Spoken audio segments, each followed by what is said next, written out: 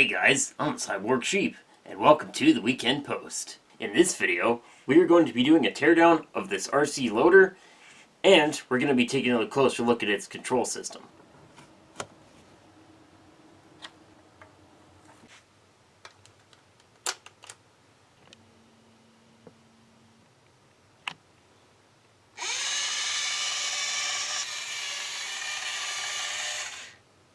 Now, getting into the repair then. Functionally, everything on the loader is working. Both of the drive motors are in great condition, and the bucket motor works as well. The dump bed, however, I guess you would call it, is not working. As you can see, it only starts going up when it's at roughly that point, and it hits the bucket right there.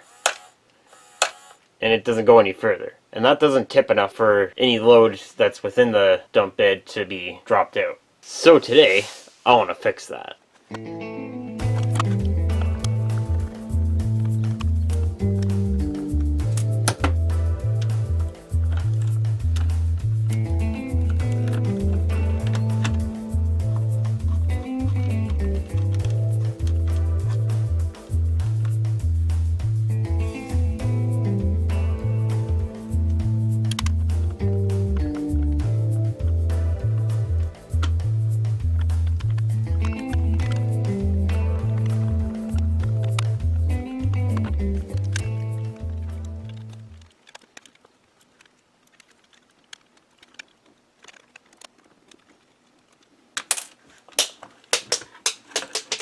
This is a teardown after all, so let's take a look here. So one thing I found that's kind of neat, they soldered a wire that's connected to the negative terminal of the battery pack to the casement of the motors. They did that with this motor, this motor. Have they done it with this other motor though?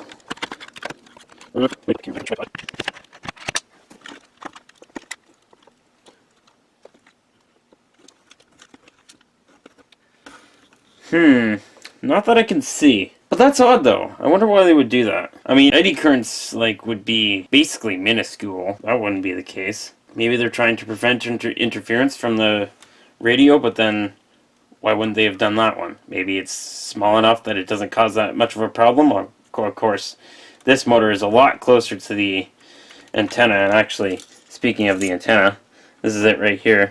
They have a little tube glued to the top casement there to keep it sort of in place when they assemble it. That's kind of neat. Well, I don't believe it, guys, but I was just kind of screwing around with it off camera, and well, I don't want to take it apart in case I break it again, but check this out. It's going, and boom! Fixed it. Now you're probably wondering how I was able to get it fixed. So, the mesh between this bucket and the dump bed was basically out of alignment. So what I was able to do was split the mesh and put it back into the proper gear tooth. And then that way, now it's able to get the bucket past the dump bed and unload properly. Alright, let's screw this thing back together, and then we'll move on to the next thing.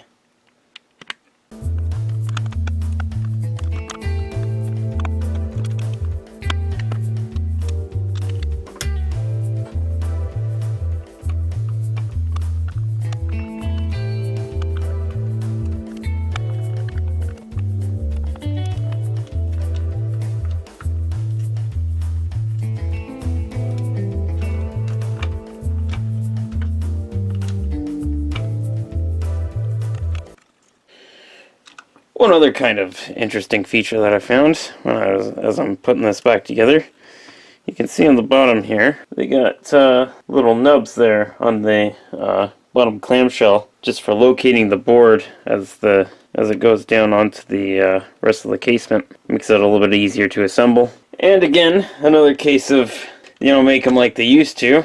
This thing actually goes back together pretty nicely. Mark of some good workmanship. Good molding of the plastic. I mean, this of course, probably ABS, sewer pipe, wonderfully recycled. But yeah, let's try it out.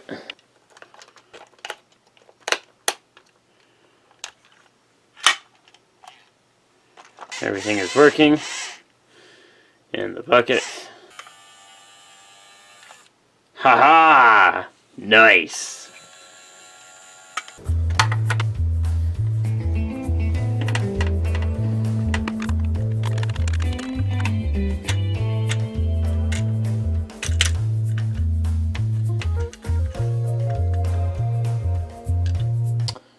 Alright, got the transmitter opened up here. One thing that I really like right off the bat is got a little DC jack there, so that you don't need 9-volt battery to power this thing. You can get any sort of adapter. It actually says right on here 9 volts DC, 4.5 watt, and around a half an amp is what it comes out to.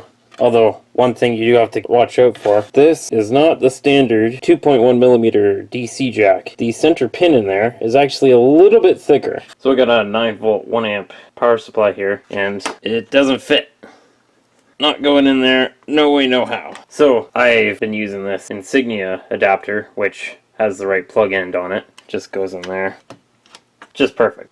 The controller of this system uses a 9-pin D-sub connector, which is an interesting choice, given the fact that, at the time of release, personal computers were already making extensive use of this connector for serial communication. Now, although the Rockenbok controller is physically compatible, I am almost certain that it is not electrically compatible with the serial port on old computers. However, I have an oscilloscope, so what we're going to do next is try and see if we can take a look at the electrical signaling going on inside this controller. So in order to do that, one of the things that's really handy is that this DB9 port here is kind of on a little bit of a breakout board. So if we just take this out, we have access to all the pins here, and we can kind of probe to see what's going on while the controller's running. And 2 of these wires should be power and ground. So there's only really 3 wires that we care about. Haha, there we go. 5 volts. Okay, cool. Ah, yes, of course. All the angles. All the cameras. So, I unfortunately couldn't get the remote control vehicle to link up to the transmitter here, so I had to put it on the floor, so I guess I'll start recording on the other camera now. First of all, let's just, with it not doing anything in particular, but linked up, what are the signals on the blue, green, and brown wires right now? We might have something on blue. How about green? Oh, gee. Green, we got something. What is that? Brown, we got something also. Oh, I can't tell what yet. Let's set the channel. And I guess as we're setting the channel, let's check. Let's see if anything happens on this blue wire when I select a channel. Okay. There's something going on. When I press the button, get a signal there. Let's try moving forward and backward. Hey! Something going on there too. Alright, let's try moving left and right. Okay, something going on there.